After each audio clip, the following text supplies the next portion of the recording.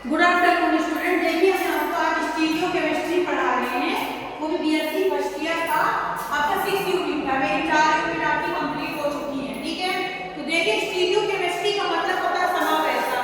समावैता का मतलब होता है समान अवधि। ठीक है, तो समावैता में ऐसे कार्बनिक यौगिक पाए जाते हैं जिनके अणु सूत्र तो समान होते हैं लेकिन इनके भौतिक और रासायनिक गुण भिन्न होते हैं। उसे क्या कहते हैं? समावैता। सपोज दैट C4H10, ठीक है, ब्यूटेन।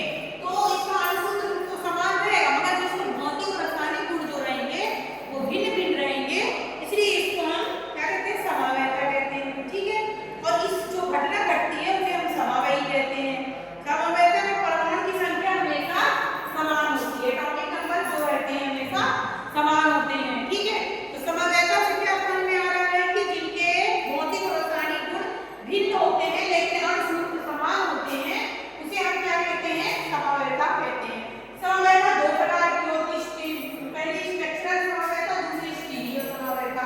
हिंदी में कहते हैं संरचनात्मक समावैता और दूसरी होती है आपकी ज्यामितीय या त्रिविम समावैता।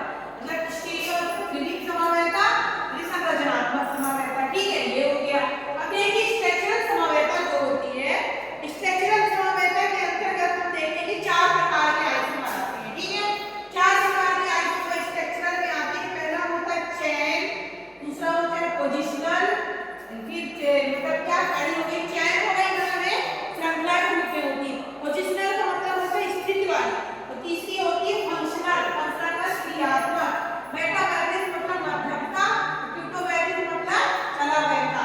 तो ये 4 प्रकार की होती है। कई श्रृंखला समावैता हो गई, दूसरी क्या हो गई? क्रियात्मक समावैता, फंक्शनल समावैता और मध्यमता समावैता। साथ में एक और पढ़ लेते हैं तो चला बैठा, मगर आपकी स्क्रीन अभी है नहीं, बट मैं आपको बता रही हूँ। ठीक है, ये हो गई। स्टीरियो समावैता 2 प्रकार की होती है, ज्योमेट्रिकल और ऑप्टिकल। ज्योमेट्रिकल मतलब ज्योमिति और ऑप्टिकल मतलब प्रकाशीय समावैता, ये होगा। इसके बाद आप देखोगे कि श्रृंखला समावैता। श्रृंखला समावैता किसके आधार पर होती है? कार्बन की चेन के आधार पर होती है। जो कार्बन जो होते हैं, तो कार्बन की श्रृंखला लंबाई और चक्र के अंतर जो पाया जाता है उसको हम श्रृंखला समावैता कहते हैं। जैसे ब्यूटेन, जैसे ब्यूटेन नॉर्मल ब्यूटेन है, तो ना ब्यूटेन का आपको मालूम ही है कि कितने होते हैं, इसमें 4 कार्बन होते हैं, CH3 CH2 CH2 CH3।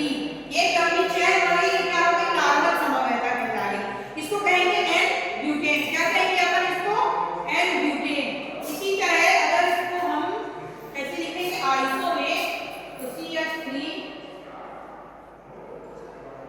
ठीक है। आइसो देखो, आइसो और नियो, आइसो का मतलब एक शाखा का निकलना और नियो का मतलब जब कार्बन की चारों तरफ शाखाएं निकल आती, जैसे ऐसे देखो सीधी नॉर्मल हो गई, आइसो ऐसी हो गई, और नियो का मतलब जब इधर इधर पूरे में कार्बन लगे होते हैं, ये नियो, ये आइसो और ये श्रृंखला समावैता हो गई। ठीक है, तो ये एक हो गई। और इसके बाद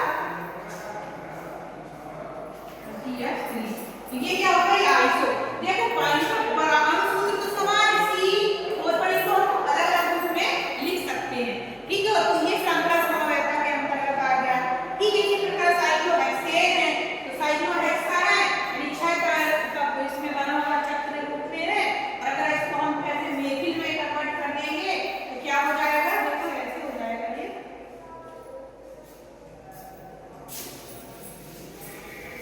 देखिए साइक्लोहेक्सा, हेक्सा मतलब देखिए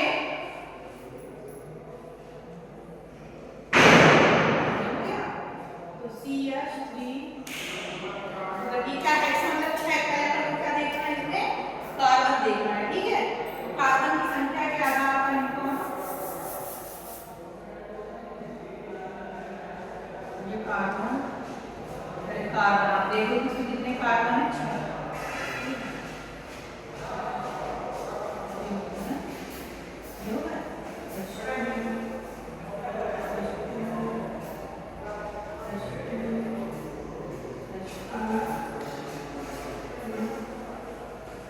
ये हो गया हेक्सेन। मान लो हेक्सेन है कि हेक्सागोनल स्ट्रक्चर। अब इसको अपन पेंटा में लिखना है, पेंटा मेथिल में लिखना है, तो क्या करेंगे?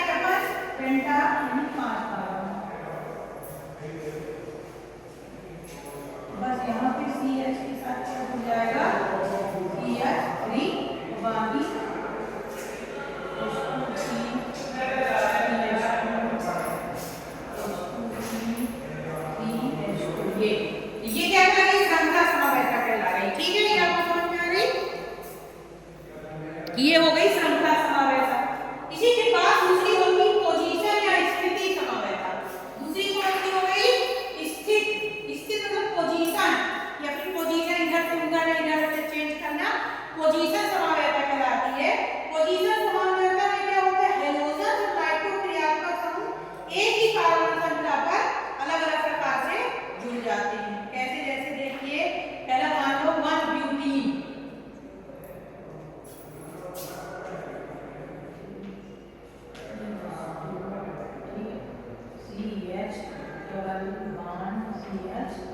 मान लिया ना, ये मान लो या फिर CH3 जोड़ दो, यहाँ पे CH2 जोड़ दो, ठीक है। ये हो गई एक पोजीशन, ये हो गई इसकी एक पोजीशन, ये वाली हो गई। दूसरी पोजीशन हो गई CH3 CH, ठीक है, CH3 CH हो गई।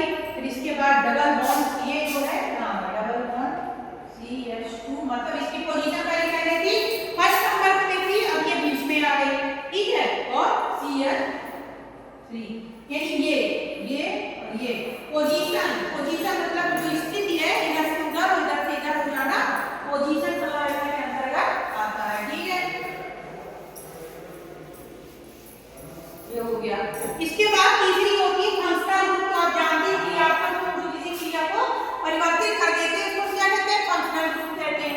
फंक्शनल ग्रुप में कीटोन होता है, एल्डिहाइड होता है, नाइट्रो होता है, साइनाइड होता है, ठीक है, और ऑक्सिक अम्ल भी होता है, ईथर होता है। ये सब कैसे आते हैं?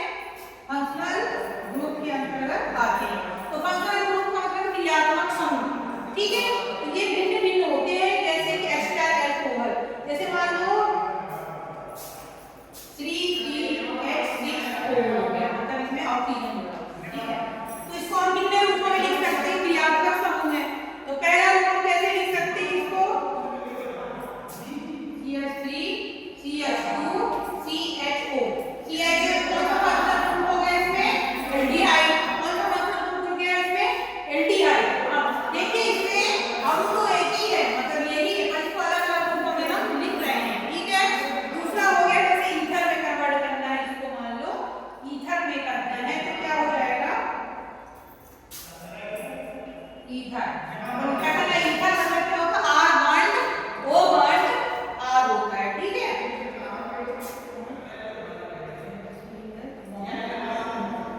तो ये क्या ईथर मतलब R, इधर भी